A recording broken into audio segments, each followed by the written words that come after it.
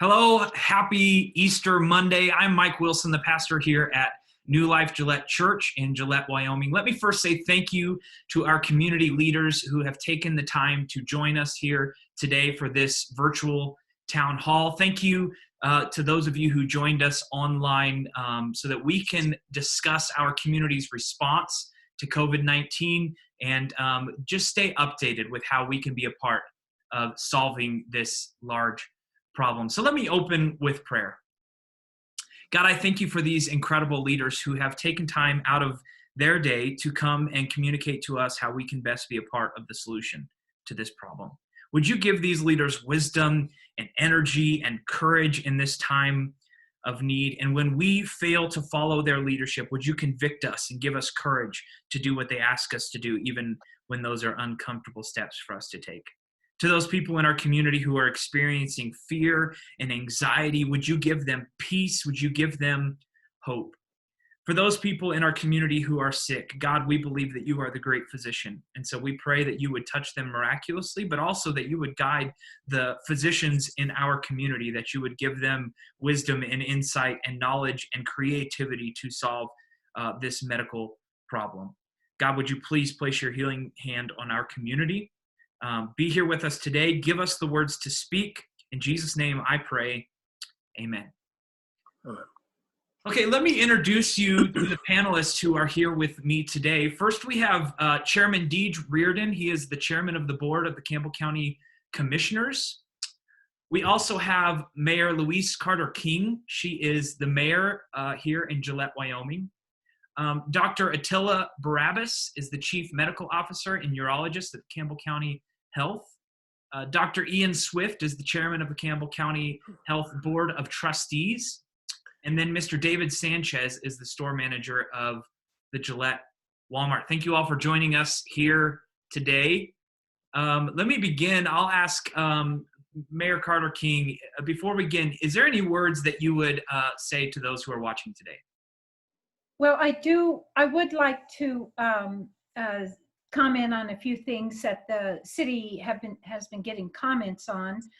There's been some resident concerns that we've been receiving regarding certain city services that have been suspended, namely street sweeping and yard waste disposal. The city is doing everything in its power to make sure that we continue to provide the core critical services that we provide: police protection, clean drinking water, electricity, garbage, solid waste disposal, and wastewater services. Currently, staffing is done to limit employee interaction with the citizens in the community, but also other staff.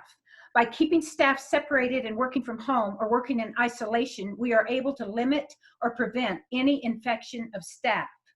We are also taking measures for those that need to be at city facilities, like our wastewater employees. The wastewater employees are working split shifts to limit their exposure to each other. This also happens to be the location of the yard waste site. City staff is required to inspect every load that comes onto the yard waste facility to minimize contamination when loads are dumped. Also, when customers pick up compost material, there is an exchange of customer contact information for billing purposes between city staff and our customers. Both of these situations increase exposure to critical city staff that we need to continue the operation of our wastewater facility. These are staff members that are required to have special training and education to perform their duties. We cannot have them getting sick. The same goes for our snowplow drivers and vehicle maintenance people. We need them ready to go when we have a snowstorm.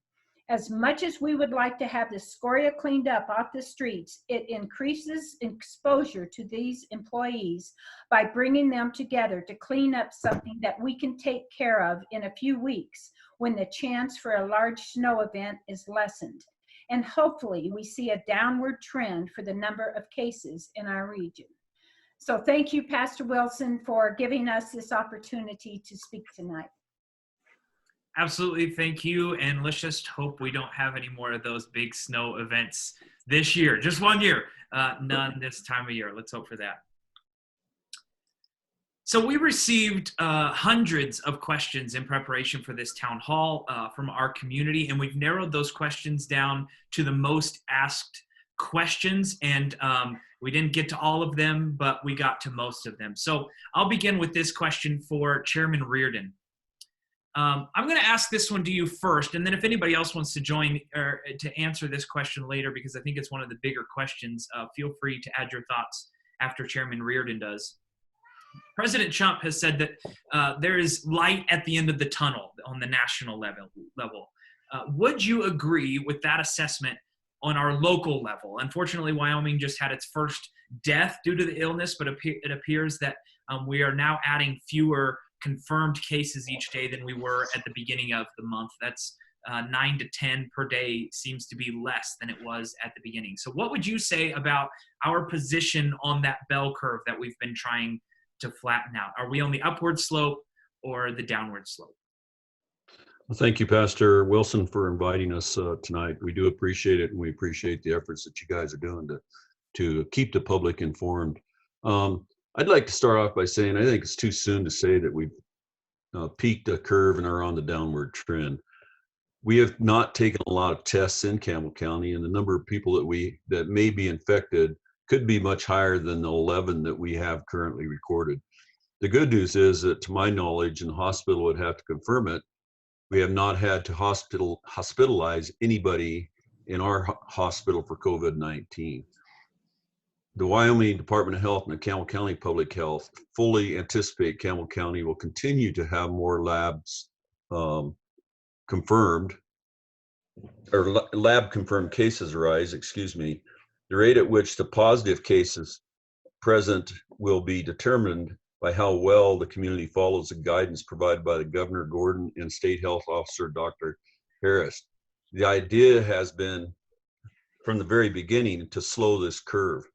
And I think we've done a pretty good job of that. We're not going to see the rate of infections that a New York City would see because we just don't have that many people. But we also don't have the hospitals that they have to take care of the sick people. So it's our concern that we do not overwhelm the healthcare system, and we maintain our physical separation of 6 feet, stay home when we can, stay home when you're sick, covering your coughs, sneezes, and regular hand washing are the keys to preventing the spread of COVID-19. So I don't think we're on the downward curve yet. We may be at the top of it. Hopefully we won't see any more cases in Campbell County, but we also don't want to see a real peak where we overwhelm our hospital. So I guess that's what I'd start with. Thank you. And I agree with every word that you said. And I definitely think it's clear that really the responsibility lies within us and all of the residents of Campbell County to make sure this curve flattens. And it's going to be our behaviors over the next few weeks that can dramatically change the need for the hospital to be at a peak level or overwhelmed. So certainly we're off to a good start. Our exact position on the curve is unknown and may even be unnecessary to know at the moment, because really what we need to do is exactly what you just mentioned, continue practicing mitigation behaviors that are going to flatten this curve no matter what. Thank you for that, Dr. Swift. Anybody else want to jump in on that one? All right, I'll ask Chairman Reardon. The question we got by far the most was specifically, when are you going to reopen businesses, and when is it going to be safe to go back to work? And we got individual questions about a lot of different industries that people are wanting to open back up. And I know we don't know a date for sure, but would you say that there are criteria that we are looking for? How will we determine and know when it is time to go back to work? Thank you, Pastor Wilson. That's a decision that will be made by Governor Gordon and Dr. Harris. The decision to open up businesses is not going to be like throwing on a light switch and everybody just all of a sudden on Monday mornings takes off where we left off. It's going to be slow. It's going to come, hopefully sooner rather than later, but it's going to be in conjunction with what Dr. Harris recommends to Governor Gordon, and Governor Gordon says, okay, let's get started back up. We currently have a task force within the county working on that with businesses involved, county commissioners involved, and other people that we can start, and we are starting a plan to to start opening up businesses, but at what point, we don't know. This curve that we all talk about, and flattening the curve, and not going back into a condition where we cause a resurgence is really critical.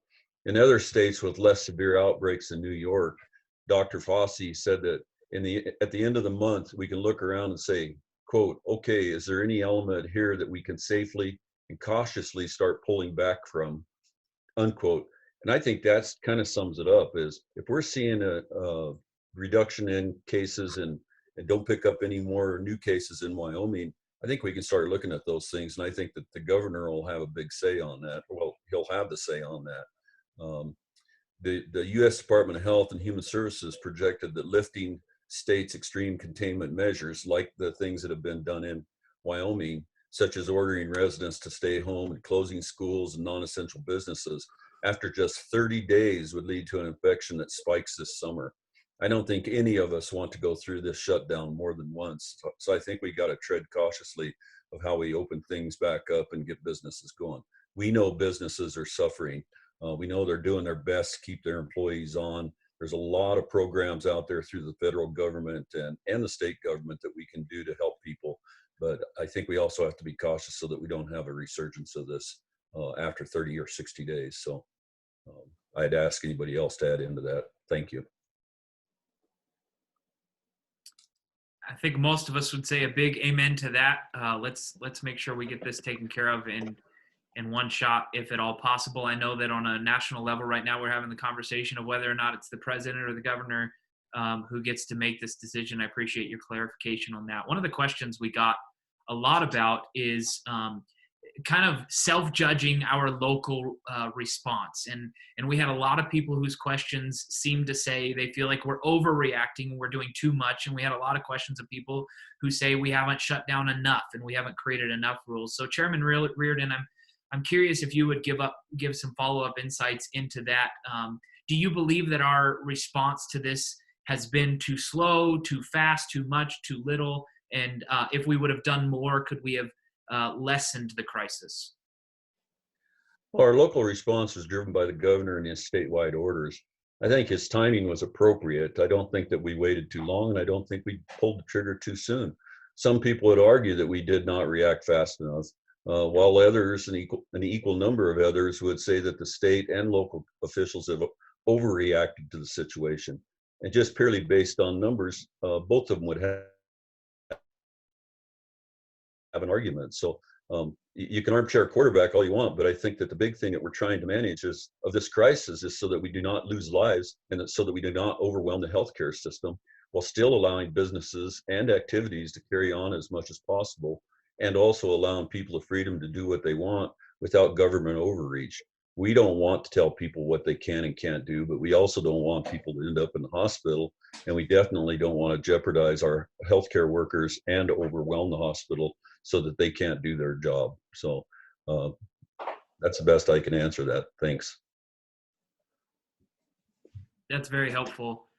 I received multiple people sent me this study that showed that Wyoming was worst in the country in terms of obeying the social distancing guidelines. So I went back and I read that article that I kept getting tagged on Facebook, and they used cell phone signals to figure out how many people had gathered in one place and how far different cell phone signals had traveled and how much time people were spending at home. So Mayor Carter King, I'll point this question to you. How would you grade our local obedience to the social distancing guidelines and standards from what you've seen in our community? Well, I think we've done fine. As we all know, here in Wyoming, we have wide open spaces, and large numbers of our residents have to travel quite a ways for work, whether it's in the coal mines or the oil fields or other energy sectors. Our ranchers have to drive a long ways to either come into town for their supplies or to go check on their livestock.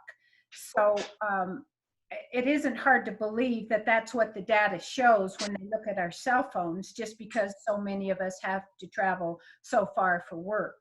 And recreating is the same. We have to travel a long distance to go recreate, and it is possible to enjoy the outdoors while still following social distancing measures or guidelines.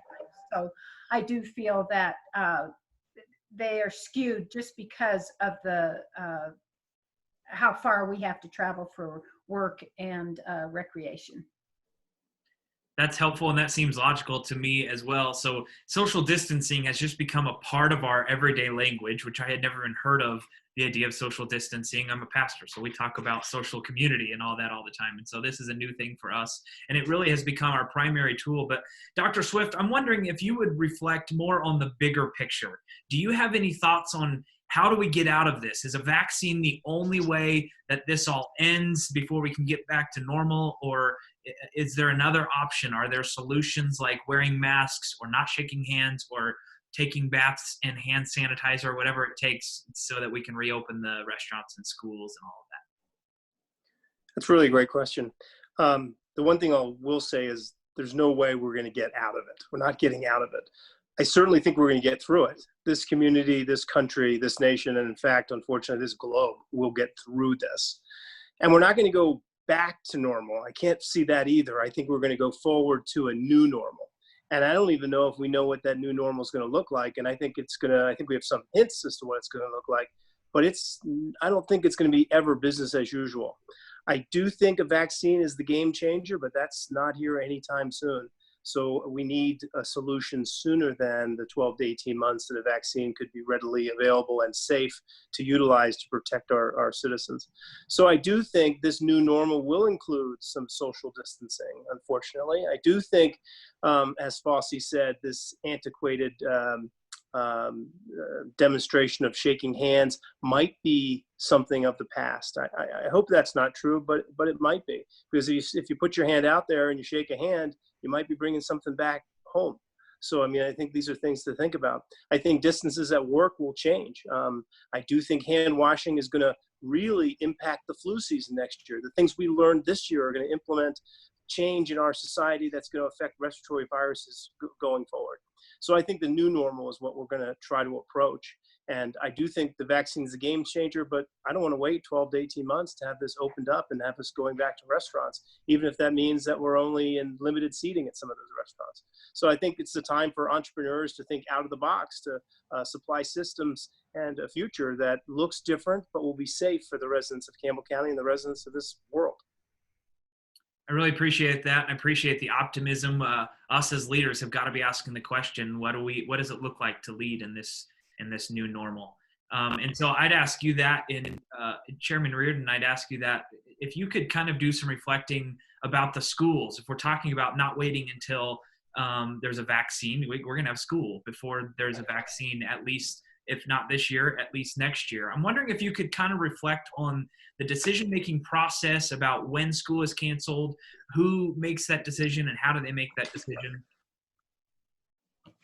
Well, that answer or that question should be directed to the school district, but I do talk to the school district on a regular basis, and the school district's decisions to close the schools was made in conjunction with the state school superintendent.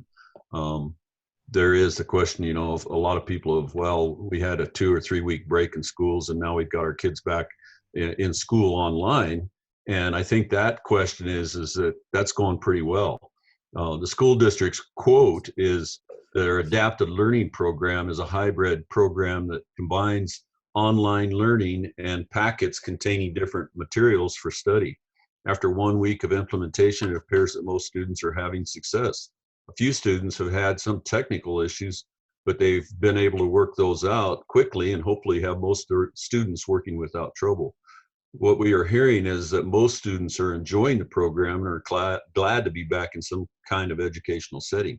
I have grandkids and they're thrilled to be back doing something related to school. They live right across from their school and would love to go back into the building, but I think it's also very responsible of the schools not to open up the buildings, because my wife was a school teacher for a long time, and everything that was brought into that building, it seemed like she caught for the first 2 or 3 years.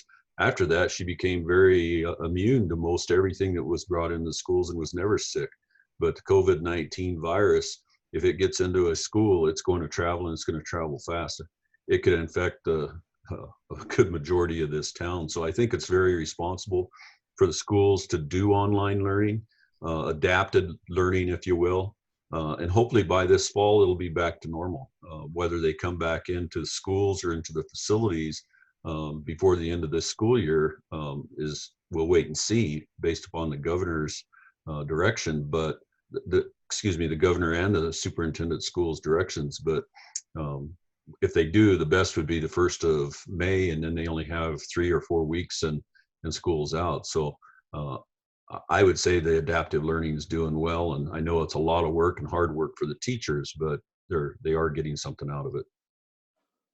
I appreciate that, and I appreciate that title, adaptive learning, because it seems to me like our school system did a really good job of coming up with a solution to a problem that seemed insurmountable just a month ago. So we appreciate them on that.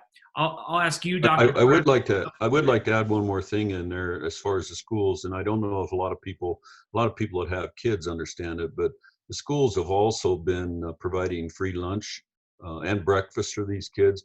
I think last count, they're serving over 2,000 kids free lunch, free breakfast. So it's very commendable of the schools and what they've done in order to keep those kids fed. And if you drive by various schools around town, and there's quite a few of them, there's a bus sitting out there, and they are providing free breakfast and free lunch for those kids. So kudos to them.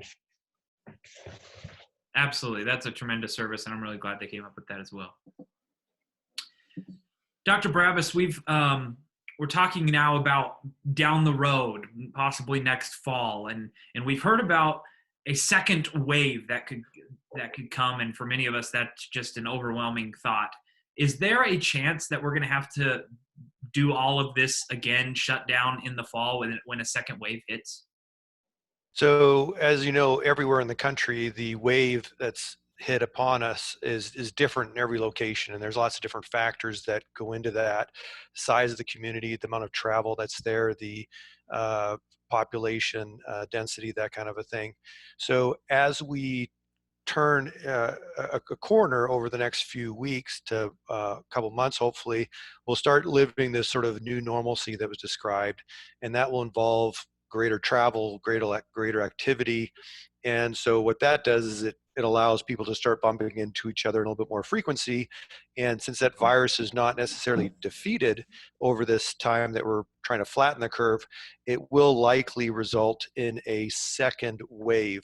Ideally, because we know what to expect, and we are hopefully taking into account that we're increasing interaction, that we can help mitigate the size of that second wave. So having to go back to the tight restrictions that we have now is probably pretty unlikely. Most likely we would, as Dr. Swift had said before, there's this sort of new normal that we're going to probably encounter, and that will help mitigate that wave from being sort of overwhelming like we see in parts of the country like New York and Louisiana. So if you had to guess, does that second wave happen because the coronavirus mutates and now people that were infected with the previous version of it are now infected again? Sorry, I'm talking way over my head. Or are more people getting it because they weren't actually immune the first time they got it? Or it's new people getting it that didn't get it the first time around? Yeah, so the nice thing about coronavirus, if there's anything nice about it, is it actually mutates at a much lower rate than, say, the flu virus does. So the thought is that once you've been exposed to the virus and you've gotten over it, you should have probably a 1 to 3 year immunity is sort of the minimum. And so if you got the virus already, you should not get it again. The issue is that there's a lot of people in the community that have never been exposed to it. So there's examples all over the country, but for example, last month in Washington, they had a church group that got together and they decided to have a choir practice with the understanding that there's this coronavirus out there. And out of the 100 people that were supposed to show, about 60 ended up showing up. They were very careful. They didn't shake hands. They used hand sanitizer, but they estimated at least one of the people there had the virus. And sure enough, as the beginning of April, approximately 45 out of those 60 were infected, and at least a couple had already died at the beginning of the month. That sort of shows you just how aggressive this virus can be, and that if we really sort of take our foot off the pedal and we get too lax with our restrictions, it can spread very, very quickly. So the big risk is really those people out there that have never been exposed, and then allowing situations for them to come in contact too easily and with a real high density of people, that we want to avoid that. I'm assuming that when we have more experience to treating it, that down the road, we will have a better idea of how to treat it when a second wave hits as well. Dr. Barabas, there's some controversy surrounding a few potential medications. It seems like people are very skeptical of medications, and I don't know how it became controversial, but do you know if there's been any progress in the search for treatments and medications? Are we pretty much treating it the same way we were when we first found out about it? Yes and no. Per FDA, we have very specific guidelines as to what is recommended for all sorts of treatments. So we know that there's no FDA-approved drug that can necessarily, for sure affect the outcome of someone with COVID. However, we use a lot of medications with the term off-label, meaning that some medications that are out there, we may be approved for one condition. A really good example of this is hydroxychloroquine. This is an anti-malarial drug that is FDA approved for malaria treatment, but it's not FDA approved for COVID treatment. There are studies ongoing, and there's this medication being used in around the world right now, for example, along with other medications. You may have heard of azithromycin. There's also antivirals that are used for other virus-related illnesses that have been hopefully are being applied to the treatment of COVID. There is probably some of these that do work. We always have to be careful with these because we don't know the correct dose. We're introducing side effects that to a patient for a medication that may or may not work. So right now, a lot of these drugs are being tested. I think there's a good probability that we will find that some of them have benefit, and then we'll be able to use those in the appropriate patient at the appropriate time. We'll talk more about testing later, but I just wanted to mention the antibody test. We've heard about speeding up the tests we have so that we can get results more quickly, but it seems like the antibody test actually provides more help than just that. Is that something that you've seen any progress in? There are, from my research, there's dozens of antibody tests out there. And just to sort of differentiate what an antibody test is to compare to what the typical test that's being done right now, the current test tests for the actual virus itself, and that says if it's positive or negative. The antibody test measures the body's immune response to an infection. So it tells you, are you potentially currently infected, or have you been infected and you have built up an appropriate antibiotic against that? The problem is that with all these dozens and dozens of tests that are out there, we don't know the accuracy of those tests. There's several that are very promising, and as they become accurate and we know that they're accurate, then we can start identifying potentially patients very quickly that may have the virus active, and those that have had the virus and are now immune. And that could then translate to very large-scale testing of the community if that was felt to be the appropriate thing. So there's definitely promise, but we need to let it mature a little bit before we really implement it on a large scale with the believability that we're actually identifying patients that truly have been cured from the illness, so to speak. We had multiple questions come in about whether weather change or seasonal change or heat combats this disease. Can you speak to that at all? Yeah, so we know that warm temperatures increase the humidity, which helps the pulmonary system. Your lungs work better in it, so that helps defend against viruses. And it also, that certain viruses tend to be less resilient in a warmer, more humid environment. The problem with the coronavirus is that we do not know if it has that same susceptibility as the cold virus and the flu viruses do. The hope is that we do, but the general consensus is that while we hope that it will decrease the virus's capability of spreading, don't plan on it and use other measures. That's helpful. Appreciate that. Mayor Carter King, we're going to turn a corner here, and I want to talk about the economy. I understand that the oil prices are negatively affecting our economy, and that's kind of another outside force that's affecting this. But how much do you think coronavirus itself is affecting our economy? Well, obviously, it's negatively affecting our economy when people can't go to work, restaurants can't open, and all the other businesses and industry that aren't working. But to add to the misery, we also have such a downturn in oil prices.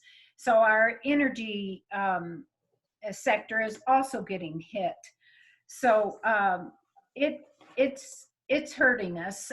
We spoke to Rick Mansheim at the Wyoming Workforce Services today. They're not the unemployment office, that's in Casper, but they do help refer people there. And they said that normally they see 35 people per day, with about 25% of those leading to a referral to the unemployment office. Now they're seeing 80 to 100 people per day, with 90% of those going to the unemployment office, and they're taking 180 to 200 calls a day. So they are, of course, overwhelmed. And I think that's what we can say about our economy, is that it's overwhelming what it is doing to us while we're fighting this COVID, plus the downturn in prices of energy. Do you know if the unemployment office is able to keep up with the demand? Well, I think they're doing their best. So okay. It's just hard to say, because they're taking 80 or 180 to 200 calls a day. That's probably a lot of busy signals for people that are trying to call in as well. So I just think they're doing their best to keep up with it. Yeah.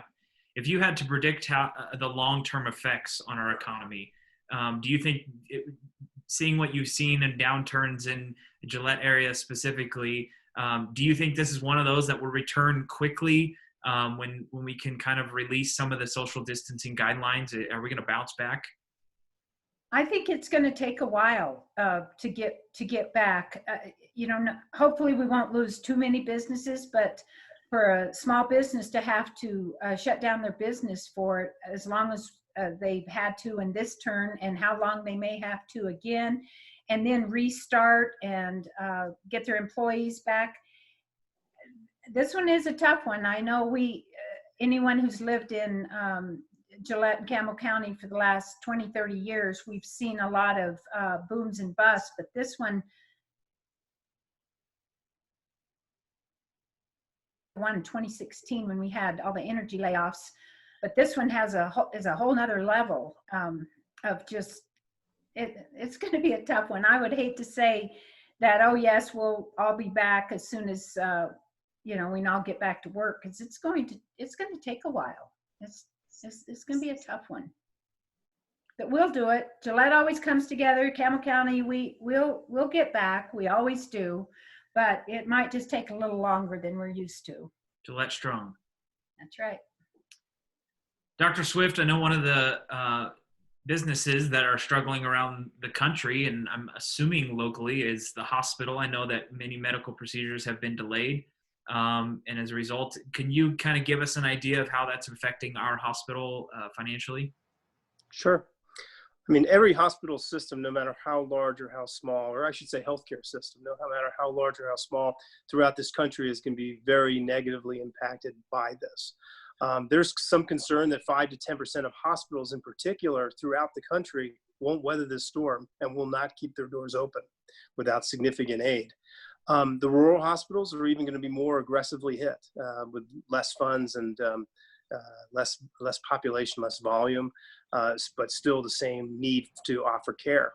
So rural hospitals in Wyoming, there's certainly a few of them that are really in jeopardy. I would like to say, and certainly it's true, that CCH is well positioned. We've been smart over the last few years to make sure that we had adequate money on hand. So we aren't going to close our doors. We're going to be able to make it through this moment. But this will significantly impact our industry and our hospital. Is there any foreseen layoffs on a large scale that you know of? Well, the two big things that are out there that I don't know that we really need to know is how long is this going to go on? What is the length of this? Because every month that we roll by, the amount of debt we take on, the amount of cash that we have to burn through goes up significantly. And also, what's the government aid going to be like? Yes, they're talking about this government aid and $1 billion coming to Wyoming, but what are they going to do with that? How is that going to be distributed? Who is making those decisions? So, you know, the CCH family is 1,200 people strong. And I'd like to see all of those people be employed moving forward. However, without knowing how long this is going to go on and with what type of aid we'll receive, it's hard to predict exactly what will happen, but we will make all the best decisions for our family and for the residents of Campbell County. Yes, amen to that. We got a lot of questions about testing. So Dr. Swift, I think locally we've tested just over 280 people on a local level, and we keep hearing about an increase in the number of tests available to us. Are you expecting a large influx of tests at any time? Yeah. One thing I've learned is to not expect anything, especially in this sort of situation. The number of tests that Campbell County Health, as well as Wyoming, were given was inadequate. And it was inadequate because those tests needed to go to hotbed areas like New York, Seattle, California, and they weren't able to come to Wyoming. So we had to be very judicious with our use of testing. And we followed the Wyoming Department of Health recommendations in terms of who to test and when to test. So the only way to really combat this virus is large-scale testing and then isolation of those people that test positive. So I do expect that to increase, especially as New York, the pressure in New York, potentially California, Seattle begins to decline. Then there have been made promises that reagent is coming in here so that we can do our tests in our own lab. These antibody tests are in the next few weeks, but I think that might be a little bit longer. So I think we're cautiously optimistic that more testing is coming, because we would love to test everybody with symptoms. We would like to know right away that you have it so we could say, okay, go please isolate yourself for 14 days.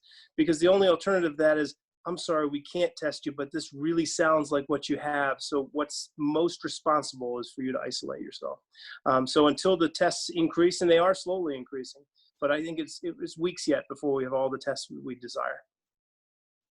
Could you talk a little bit more about how you determine who does get tested? We all know somebody who has been told they have it or probably have it, but yet they can't get tested. Yeah, that's a very good question. We don't determine it. In all honesty, we're following the recommendations of the Wyoming Department of Health and the Wyoming Public Health Laboratories, who it does not meet the criteria, it sits on their table. They don't test that particular sample that's been sent to them. So the test criteria are quite specific, and they've been loosened a little bit now that we've had increased tests available. But CCH does not set that. We follow the standard. And we've all talked about that. Those tests are hospitalized patients with fever and respiratory symptoms. It's age older than 65 with some other medical problem that makes you at high risk for a bad outcome from COVID-19 are being tested. Healthcare workers that are on the front line, we need to know if they have symptoms, if they need to be separated. Pregnant women that have respiratory and fever symptoms are tested, and the criteria are quite strict. And we follow that criteria. We expect them to be loosened as more tests come in, and hopefully in the very near future, if you don't feel well and you've got the fever and respiratory problems, you immediately get tested. But that's not the reality right now. I wish it were. Yeah, and could you speak to the accuracy of the test? We've got one question from somebody who said that she was tested, she was negative, and then has found out since then that she actually does have it. Yeah. Yeah, that's a great question, because I'll tell you, whenever you roll out tests like this at this speed and there's this need, there's no way you can have 100% accuracy. I hear that number out there that the PCR test, and that's the most common test we're doing, and that's the test we're doing down in the state laboratory, is about 90% effective, 90%. And that's a pretty good number, but you're going to miss some. You're going to have some that comes in today and they're negative, and if you've diligently tested them tomorrow, maybe they crossed over, their viral load is high enough that now they're positive. So, I mean, I'm not worried about the veracity of the PCR test. I think it's a good test. I'm more worried about some of these kits that are being sold on the internet or by vendors that are not reputable, that hospitals and healthcare systems can pick up. And there are going to be a lot of negatives that aren't. And that's a big concern. And Dr. Barabas, so for those people who have been told that they have it but have not been tested, can you give them an idea of how worried they should be about having it? Do we need to know we have it or not because there's some kind of long-term effect of this disease? Well, right now, you don't necessarily need to know if you have it or not. You really just need to follow the guidelines. So if you feel sick and you're having those symptoms of COVID, which is, the fevers, flu-like symptoms, cough, runny nose, you need to self-isolate. And the CDC guidance, along with the Wyoming Public Health, is that you need to be at home for a minimum of 7 days from onset of your symptoms and at least 3 days after you no longer have symptoms. If you follow those guidelines, you're essentially A-OK at home. If you start getting less well and you start having breathing problems, then you go to the emergency room and you're treated just like you normally would for having respiratory distress. So it's not a necessary diagnosis to know that you have it, because it's going to be treated the same essentially. Okay.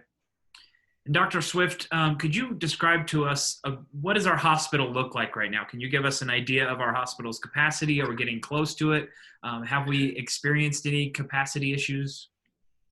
Yeah, one way I'd like to answer that is, as you know, it wasn't too long ago, we were in the midst of a cyber event and a pretty devastating month that we had to go through and journey through. And boy, what a coming together of the team, of the CCH staff, administration, employees, physicians, nurses, EVS, that came together in that particular moment of need. They've done it again. They've done it again 6 months later, and they've got themselves to a level of preparedness. They're calm. They're ready. The thing that concerns me the most is how fatiguing this is. This has been gone on a while. There was a lot of unknown uncertainty. They had to weed through that, figure some things out, and now everyone lies in wait to see if there's going to be a surge and are we going to have capacity.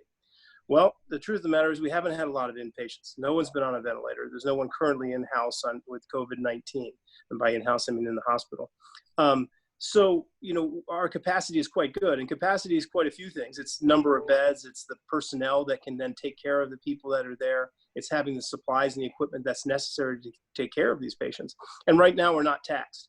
And if we can continue with social distancing, isolation when you're ill, doing all the proper mitigation steps, hopefully the hospital system never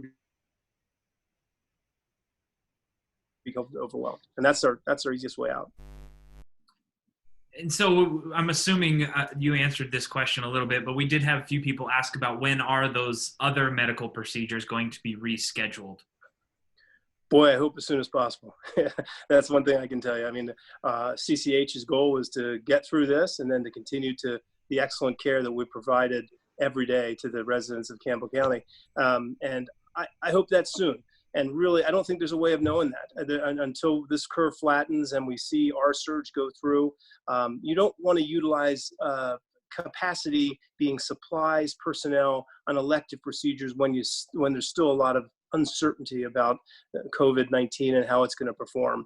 But once that looks like we're on the other side and we're continuing to practice the mitigation principles that are necessary, yeah, I'd like to see us open back up to performing some of the procedures that we do, doing the outpatient services that we do, because there's a lot of people in town that are putting off treatments that they need, that they're in pain and they're uncomfortable and their knees hurting, their backs hurting, they need to get in to see their cardiologist, whatever it may be.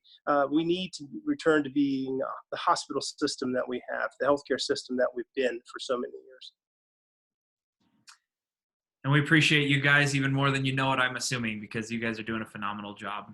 Dr. Barabas, I'd like to turn a corner here slightly and talk about safety precautions that we can and should and are taking. I don't know about you, but I've gotten a lot of emails from people. It's a video of a doctor saying, if you will just take this medication or if you will just take this supplement, then you will be fine and you won't get it. Could you speak to that? Are there any home remedies or medications that we can take to increase our immune system or protect ourselves from COVID-19? Yeah, so definitely it's sort of a buyer beware. Any of these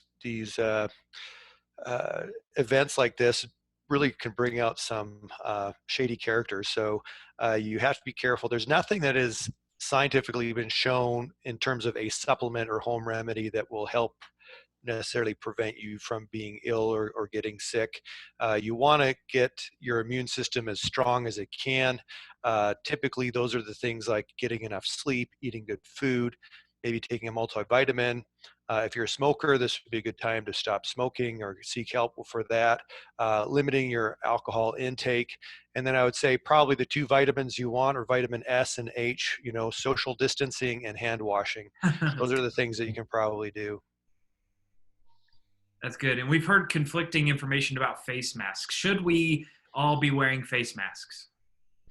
So yeah, that's been a pretty well debated topic, and we see a lot of the Asian countries wearing face masks, and it probably limits the spread to some degree. So when we talk about the masks that are recommended, it has come out by the CDC to say when you're out in public you should wear masks. Prior to that, and it's still recommended that if you are sick and you're self-isolating at home, you should wear a mask.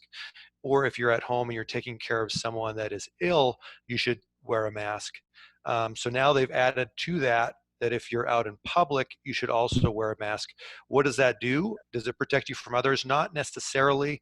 The biggest thing it does is that we know that there are asymptomatic carriers out there. That means there's patients that are people that are infected with the virus, and they can be shedding a viral load without knowing that they have the virus because they have absolutely no symptoms. When we talk, we actually will have droplets of fluid that can travel out to 4 to 6 feet. That's part of that social distancing aspect. But when you're at the grocery store, it's hard to sometimes maintain that.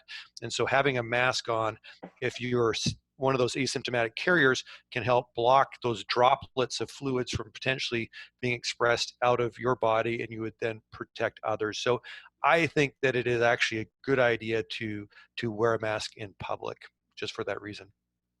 That's helpful.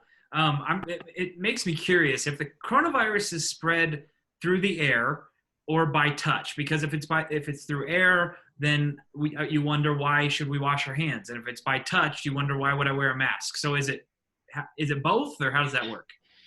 Yeah, it's both. So when we talk about spread with the coronavirus, we talk about droplet, and that's that where I sort of said when you cough, sneeze, you have little droplets of fluid that fly out, and they can travel several feet. And then there's sort of airborne, which is the thought, it's almost like a smoke, if you were to sort of think of the virus, a cloud of virus. The things that we can do to prevent that transmission, again, is wear masks to help prevent the droplet, social distancing, and then also the contact is from basically if someone transmits the virus through coughing or sneezing onto an object, you're going to touch it, and then as humans we tend to touch our face a whole lot, and we allow for that virus to come into our body in that fashion. So that's where the hand washing part's in. So it's really a two-pronged approach. Mr. Sanchez, I'm wondering if you could kind of be the eyes and ears of those of us who've been stuck in our houses for a long period of time and we haven't seen the real world in a while. Could you give us an idea of how many people, being at Walmart, I'm sure you see a lot of people still, even though there's fewer people, how many people are taking these safety recommendations seriously? Well, we're seeing it grow more and more every day. You see the face masks more and more every day now, especially with the new recommendations. So I think that as Gillette as a community is doing their part to really help with that.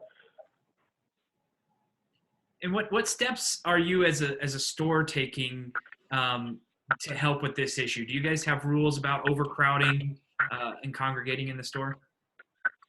So yeah, there's a lot going on right now. We've reduced some of the services right now, like food demos, our auto care center, our vision centers are all closed right now, just to give those associates more time for cleaning and sanitizing, helping with stocking. We've teamed up with Heart Brand backpack sprayers to help sanitize all the carts a lot faster now. We actually spray them down with sanitizer. We've increased the pickup and delivery service options for customers to help minimize contact and maintain social distancing. We've installed sneeze guards to the pharmacy and the registers as well to create those barriers. We've also included taking the temperatures of our associates as they report to work to start to make, and we've made gloves and masks available as well to associates who want them. So lots going on. We have the inside the store to help. We are working on, we've put the social distance reminders up throughout the facility as well, just to remind that public about that 6-foot spacing. I appreciate that. One person in our community sent in this question. He said, when I went to the store during the senior citizen hour, there were many people who appeared to be far younger than 60. Is there anything that the store can do to enforce these restrictions? Well, you know, our committee's been really good with that. We haven't had much of a problem with that at all. I'm here every Tuesday morning greeting them as they come in the door. We have our folks out there at the door monitoring the count as they come in and just reminding customers that it is our senior shopping time.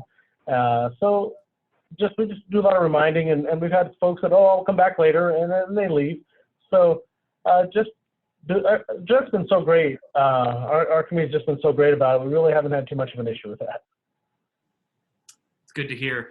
Actually, one of the questions that we received most, and it's surprising it has taken us this long to get to it, I know, but one of the things that's causing a lot of anxiety is the fact that grocery stores and other stores are running out of food and other merchandise.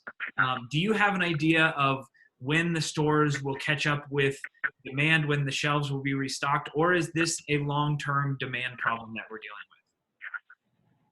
Well, we're starting to see a much better flow right now. We've lifted the limits on many of the items right now. Before we had, you know, through milk and eggs, we had limits on all that. All that's lifted now. The biggest demand still is on some of the cleaning supplies, the sanitizers. Those limits are still in place. And then just different items depending on their type of supply chain. We'll have some fluctuation, of course, with this virus. Some of it just being as simple as having drivers to deliver, and some of it may be manufacturers that are shut down or different businesses like that. So it kind of just depends on the type of product. But we are working real hard to get those shelves restocked as fast as possible, and you are starting to see that come back into the stores now. So some of that's going back to normal as we speak. And I was in there just the other day, and it didn't seem understocked to me at all. So I was a little surprised by that question because I had seen quite an improvement, and we appreciate that. We're going to transition now to talking about the needs of our community because really that's the impetus for most of this.